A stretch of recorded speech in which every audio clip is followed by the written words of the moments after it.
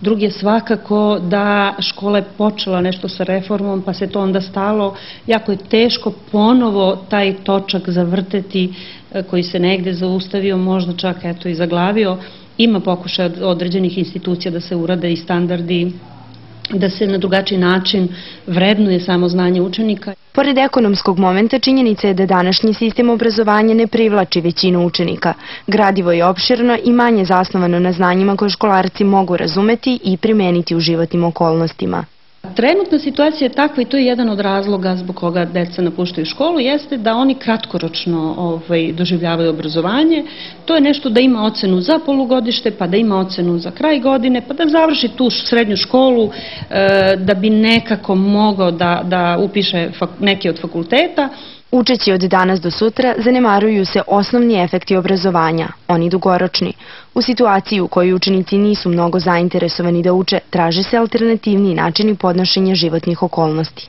Postoji problem u samom sistemu što učenici, deca to jest, nalaze lakši način da uspe u životu van škole. Znači, ne preko obrazovanja, nego preko nekih poslova van škole. Jesi ti upoznat sa tom činjenicom? Da li poznaješ neke vršnjake koji su se već odlučili na taj korak ili planiraju možda da napuste školovanje? Da, naravno znam ih, a i nažalost sve ih je više.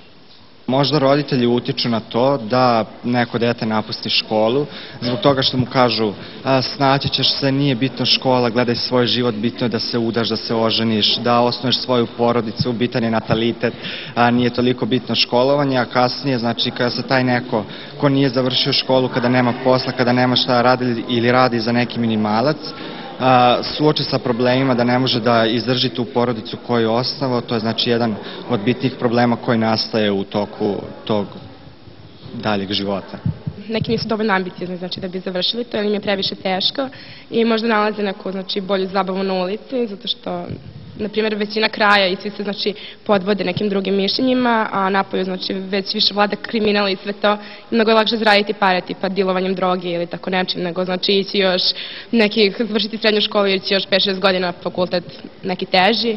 Kako bi onda obrazovanje trebalo da izglede da bismo mogli da se oslonimo na njega kasnije? Pa, obrazovanje bi trebalo da se reformiše i ono bi moralo da bude kompaktno i moralo bi da bude fleksibilno.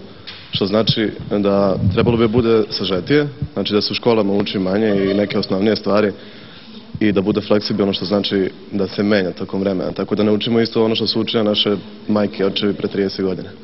Možda je baš ta neefikasnost obrazovnog sistema jedan od osnovnih razloga što naši srednjoškolci prema PISA-inoj studiji o obrazovanju u konkurenciji od 57 zemalja zauzimaju 41. mesto. Dakle, ne možemo se pohvaliti time da naši đaci znaju, umeju i mogu da se snađu sa podacima koje pred njih postavljaju svetski standardi u ovoj oblasti. Šta je krivac ovome?